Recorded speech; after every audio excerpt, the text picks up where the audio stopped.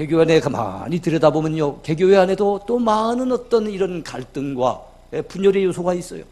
그래서 대립을 하다가 이게 교회 안에서 자체적으로 해결이 안 되니까 세상 법정에 소송을 거는 거예요. 고발을 하고 그 세상에 안 믿는 재판관들 앞에서 그 판결을 받으니 그 안 믿는 자들 앞에서 얼마나 하나님의 영광을 가리는 것이며 얼마나 거룩한 교회가 땅바닥에 떨어지는 것입니까? 이런 아픈 현실이 오늘 우리가 겪고 있는 현실입니다. 그래서 한국교회가 오늘 당하고 있는 여러 가지 위기는 그 원인을 찾아가 본다면 여러 가지가 있겠지만 그 원인 중에 하나를 빼놓을 수 없는 게 한국교회의 분열상이라 볼 수 있어요. 이처럼 우리 민족은 이 분열되기를 잘하는 이런 안타까운 어떤 연약함을 가지고 있습니다. 자, 그런데 이처럼 교회가 분열돼서 형제들끼리 서로 다투다가 세상 법정에 고발하고 이런 것이 우리 한국교회만 있는가 했더니 2000년 전으로 거슬러 올라가 봤더니 사도 바울 시대에 고린도 교회 안에도 그런 안타까운 모습들이 있더라는 거예요. 표현이 좀 지나칩니다만 그런 꼴불견이 있더라는 겁니다. 사도 바울은 오늘 고린도전서 6장에 있는 이 본문의 말씀을 통해서 세상 법정에 송사하지 말라고, 세상 법정 불신자들 앞에 고발하지 말라고 하는 이런 강력한 메시지를 오늘 우리에게 전해주고 있는 것입니다. 두 가지 제목을 살펴보겠습니다. 첫 번째는 세상 법정에 송사하는 것은 안타까운 일이라는 겁니다. 교회는 하나님께서 이 땅에 세우신 거룩한 기관이에요. 세상과 구별된 기관입니다. 하나님이 세우셨기 때문에 거룩한 거예요. 이 땅에 많은 죽어가는 문 영혼들을 건져내라고, 그들을 구원해내라고 하나님께서 이 아름다운 교회를 세워주셨습니다.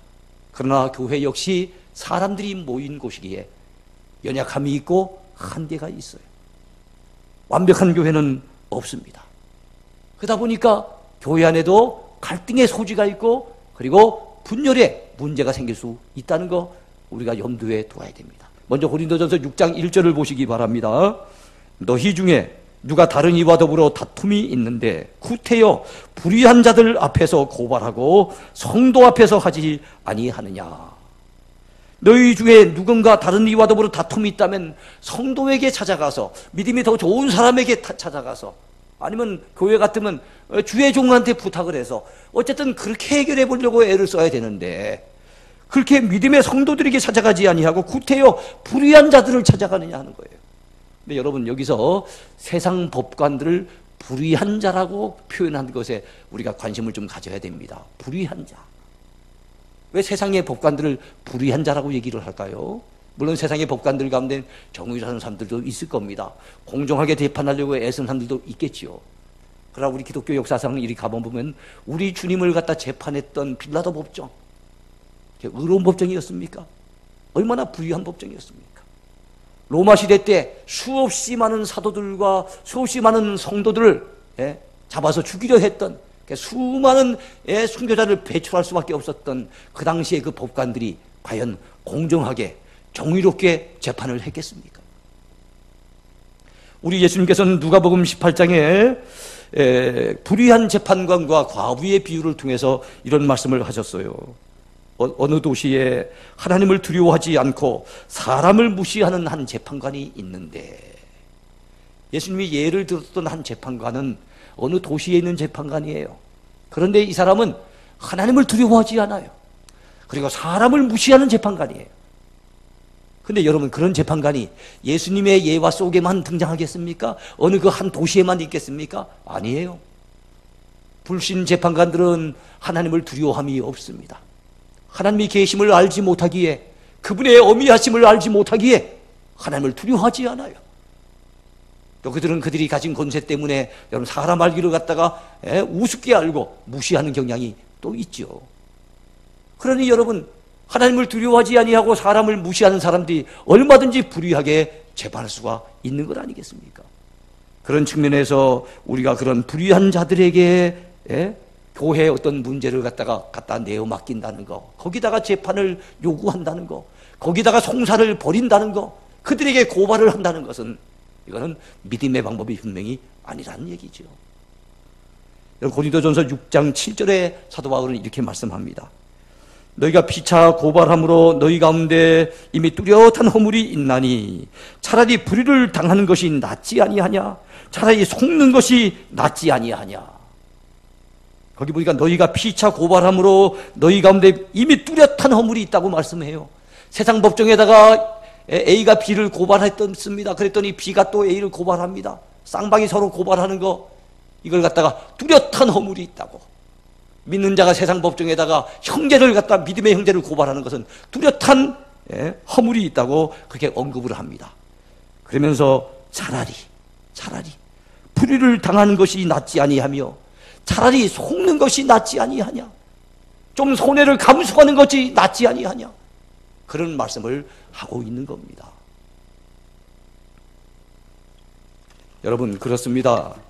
이처럼 사도 바울이 지적했던 것처럼 우리 믿음의 사람들이 같은 교회를 섬기는 믿음의 사람을 세상 법정에다가 고발을 하고 그들의 재판에다가 뭔가를 갖다 맡긴다는 것은 참 어리석고 그리고 참 부끄럽고 슬픈 일이라는 것을 우리는 알아야 합니다.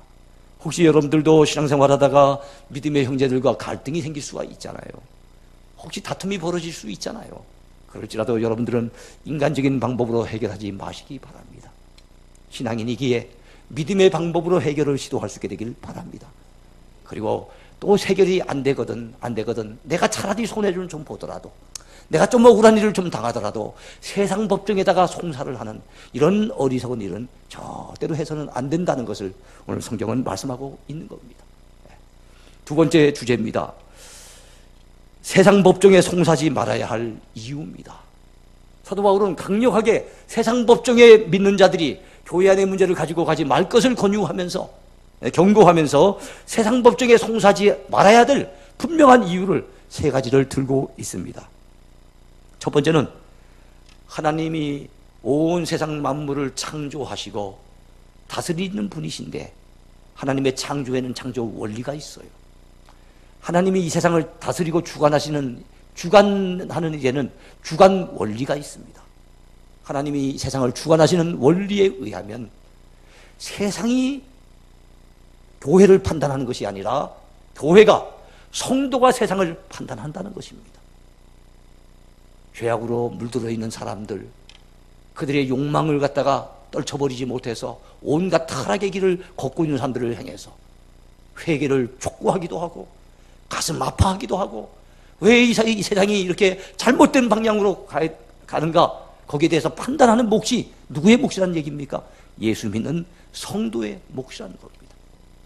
우리가 세상을 판단하고 우리가 세상을 향해서 여러분 회개를 촉구하고 해야 될 우리가 오히려 세상 사람들이 우리를 판단하도록 우리를 재판하도록 그렇게 내어 맡기는 그 자체가 이건 잘못된 처신이라는 것을 분명히 말씀하고 있는 겁니다.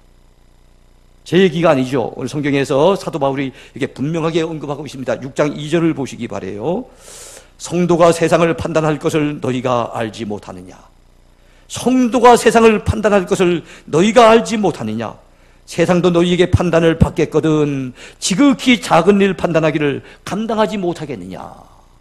성도가 세상을 판단하는데 어찌 세상에다가 판단을 구하고 있느냐?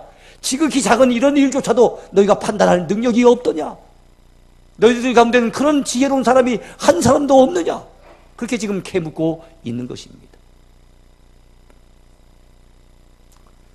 사랑하는 성도 여러분, 여러분들은 어떤 상황을 만날지라도 믿는 자들과 더불어서 송사에 휘말리는 일이 없도록 삼가 주의할 수 있게 되길 바랍니다.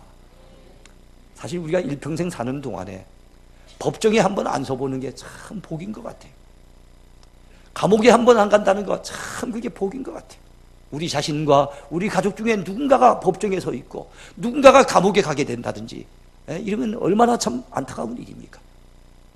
그래서 우리가 기도하기는 하나님, 우리가 일평생 사는 동안에 법정에 서는 일이 없게 해 주옵소서. 감옥에 가는 일이 없게 해 주옵소서. 이것이 우리의 간절한 기도 제목이 되어야 될 줄로 믿습니다. 더더욱이나 우리가 믿는 자들과 더불어서 법정 투쟁을 벌인다고 한다는 것은 하나님 앞에 얼마나 부끄러운 일입니까? 또한 여러분, 우리가 세상 법정에 송사하지 말아야 될 두 번째 이유가 있음을 사도 바울은 지적해 줍니다. 그 두 번째 이유는 우리가 고발한 그 상대방이 다름이 아니라, 다른 사람이 아니고 바로 우리 믿음의 형제라는 데 있다는 거예요. 우리가 고발하는 대상인 누구냐? 우리의 원수냐? 아니라는 거예요. 우리의 적이냐? 아니라는 겁니다. 우리의 형제라는 거예요. 여러분, 우린 가족이잖아요. 그렇지 않습니까? 예수 믿는 우린 가족인데, 일반적으로 우리가 일반적인 세상의 가족을 한번 생각해 봅시다. 가정의 형제들끼리 말다툼이 일어날 수 있어요. 속상해서 서로 싸울 수가 있어요. 그렇다고 해가지고 여러분 속상한다고 형이 그 동생을 갖다가 관가에다 고발할 겁니까? 그 동생이 형을 갖다가 법정에다가 탁 걸어가지고 재판을 받겠다고 이래 할 겁니까? 그럴 수 없잖아요. 형제 간에는, 가족 간에는 속상한 일이 있고 좀 손해보는 일이 있더라도 가족이 있기 때문에 참는 게 있잖아요. 물론 요즘은 너무 세상이 잘못된 세상이어서 형제들끼리 뭐 재산 분쟁 때문에 칼부림이 나고 법정에 서고 이런 경우가 많이 있긴 합니다만, 일반적으로는 우리가 가족들끼리는 속상한 일이 있더라도 참잖아요. 그들을 갖다 고발할 수는 없는 것 아닙니까? 그런데 우리들끼리 역시도 가족이라는 얘기입니다. 왜냐하면 하나님이 우리의 아버지가 되시잖아요. 한 아버지를 섬기고 있는 우리는 자녀들 아닙니까? 형제 자매가 아닙니까? 한 주님을 믿고 고백하고 있지 않습니까?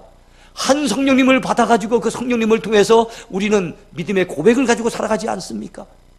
한 교회에서 한 말씀을 같이 배우면서 우리가 신앙생활을 하고 있지 않습니까?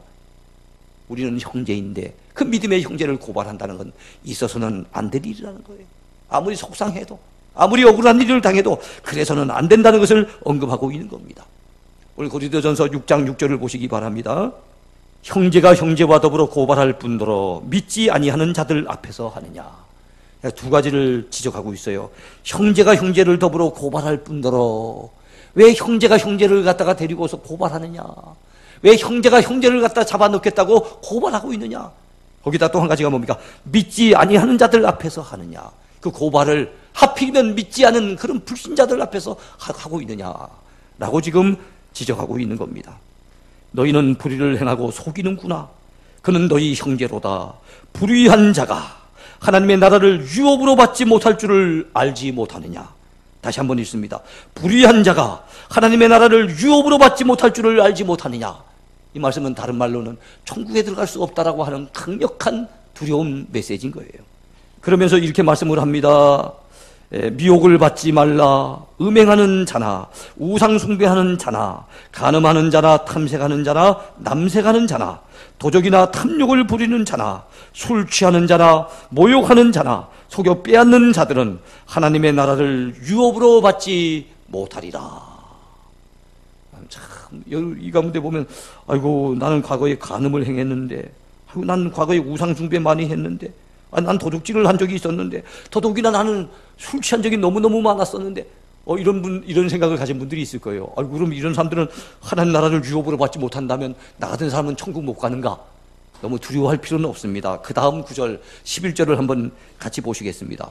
너희 중에 이와 같은 자들이 있더니, 이와 같은 자들이란 말은 위에서 우상 숭배하고 간음하고 도둑질하고 하는 걸 얘기하는 겁니다. 이거 불의한 자들을 얘기하는 거예요. 이와 같은 자들이 있더니 주 예수 그리스도의 이름과 우리 하나님의 성령 안에서 씻음과 거룩함과 의롭다 하심을 받았느니라. 과거에 그리 했던 사람들은 예수님 믿게 되면 예수님 이름으로 또 성령님의 은혜 안에서 우린 다 죄 씻음을 받게 된 줄로 믿습니다. 그렇다면 죄 씻음 받은 우리는 이제는 더 이상 그런 일에 관여해서는 안 되잖아요. 그런데 죄 씻음 받은 우리가, 예수님의 십자가 공로로 구원받은 우리가 역시 여전히 불의한 방법으로 형제를 세상 법정에 송사하고 거기서 이겨보겠노라고 속이고 이러고 있으니 얼마나 안타깝고 정말 부끄러운 일이냐 하는 것입니다.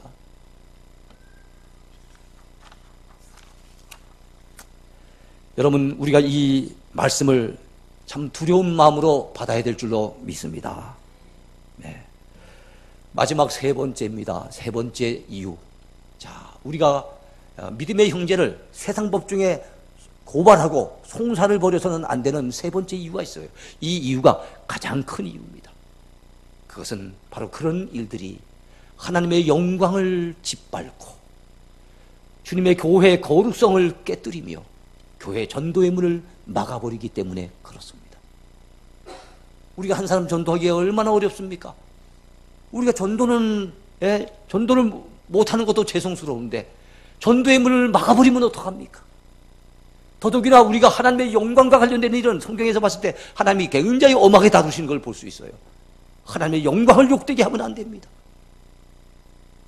여호와 이름을 망령되이 일컫는 자는 죄 없다 아니하리라 그랬어요. 네. 성도의 제일 되는 목적이 뭡니까? 우리는 성도예요.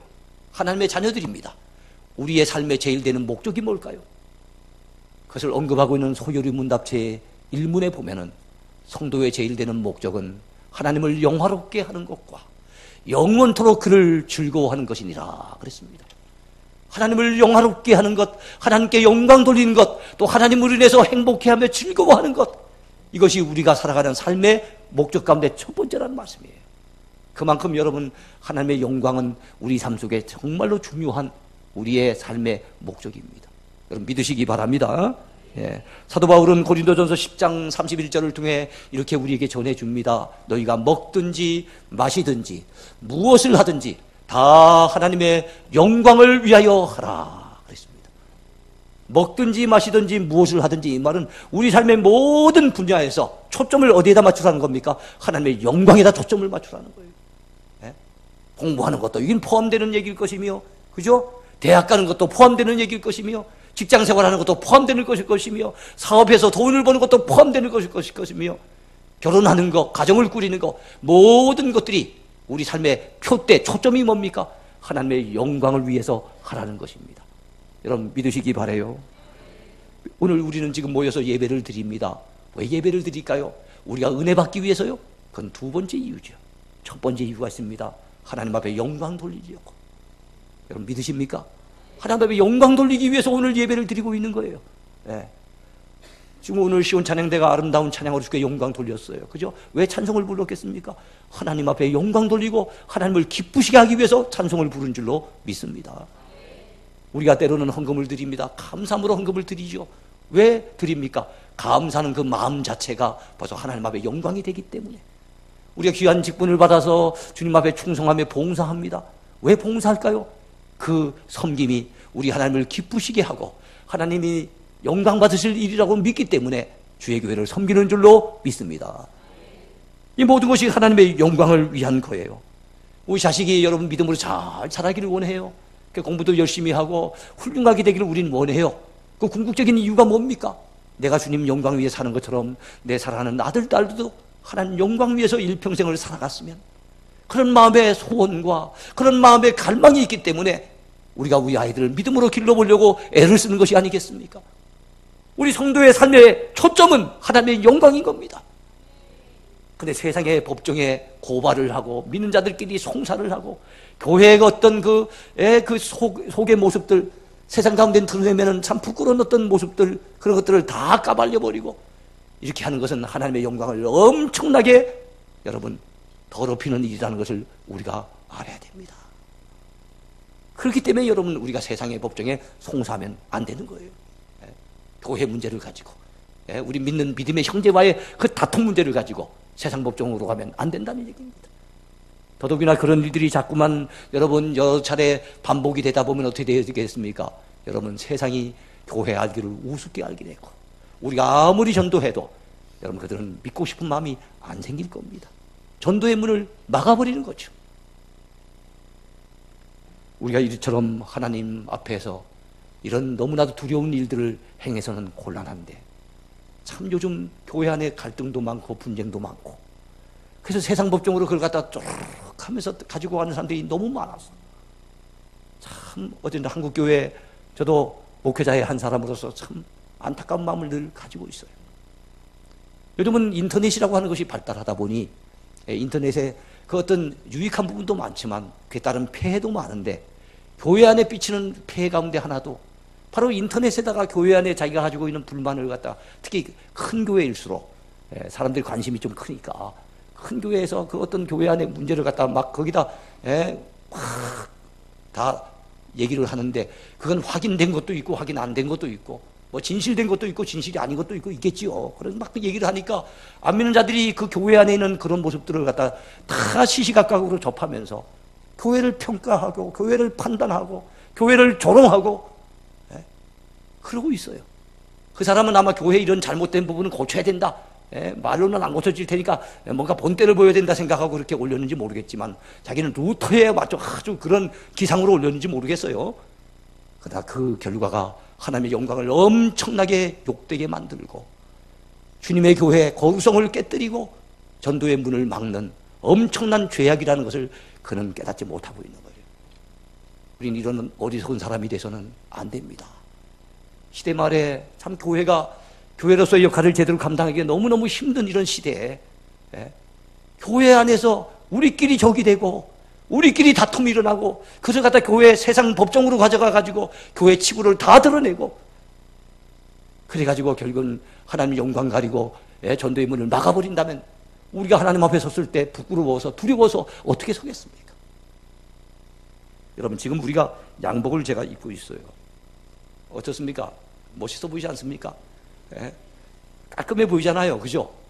겉으로 보면 깔끔해도 이 안에 양복을 뒤집어 놓고 보면요 그 안에 바느질한 것도 있고요. 그죠? 이 안에 뒤집어 놓고 보면은 깔끔해 보이지 않아요. 제가 만약에 다음 주에 혹시 그걸 뒤집어 입고 이렇게 와서 강단에 섰다고 하면 여러분들이 아마 계속 웃을 거예요. 이상하게 볼 겁니다. 그 속에는 온갖 감추고 싶은 것들이 있어요. 그러나 겉으로 드러낼 때는 깔끔하게 이렇게 나오는 것 아닙니까? 교회도 사람이 모였는데 사람이 모인 교회가 어떻게 완벽할 수 있으며 어떻게 완전하게 거룩할 수 있겠습니까? 약점이 있고 부족함이 있을 수 있겠지요. 그걸 갖다 우리가 서로 끌어안고 서로 기도해주고 서로 우리 안에서 해결을 하려고 해야 되는데 이걸 다 뒤집어가지고 까발려가지고 그래갖고 여러분 교회를 땅바닥에 떨어뜨려 버리고 하나님의 영광을 엄청나게 손상을 입히는 것, 그게 과연 믿음의 모습이냐 이거예요. 그게 과연 믿는 신자의 마땅한 자세냐 하는 거예요. 그래서는 안 된다는 것을 오늘 사도 바울은 강력하게 우리에게 전해주고 있는 겁니다. 이제 말씀을 맺겠습니다. 오늘 우리는 고린도전서 6장 본문 말씀을 통해 고린도 교회 안에서 있어서는 안 될 일이 벌어졌던 것을 알고 그 일이 오늘 우리 현대교회, 우리 한국교회 안에서도 벌어지고 있는 안타까움을 우리가 발견을 했어요. 그런 믿는 자들끼리 서로 다툼이 일어나고 갈등이 일어나고 문제가 생겼는데 이거를 믿음의 방법으로 해결하지 못하고 세상 법정으로까지 가져가서 해결하려고 하는 인간적인 방법을 동원했다는 거. 근데 그것이 왜가 문제가 됐다 그랬습니까? 첫 번째는 우리가 세상을 판단해야 되지 세상이 우리를 재판하고 심판하도록 그렇게 처신하는 것은 옳지 못하다는 거예요. 그리고 아무리 못됐어도 아무리 나한테 잘못했어도 그건 믿음의 형제인데 그 믿음의 형제를 갖다가 감옥 보내겠다고 세상 법정에 고발한다는 그 자체가 우리가 믿음의 형제로서 가져야 될 자세는 아니라는 겁니다. 가장 중요한 문제, 하나님의 영광을 욕되게 하기 때문에 전도의 문을 막아버리기 때문에 하나님의 교회의 거룩성을 짓밟아버리기 때문에 우리가 그런 일은 해서는 안 된다는 사실, 사도 바울의 귀한 메시지를 통해서 우리가 같이 생각해 보았습니다. 사랑하는 성도 여러분, 우린 주 안에서 형제요 자매입니다. 주 안에서 사랑하십시다. 주 안에서 늘 하나가 되기를 힘쓰십시다.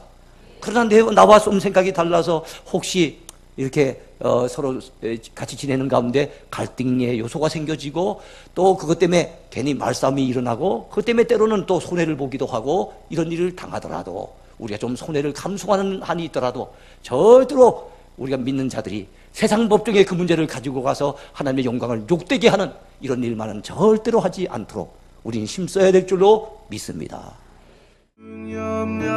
주께만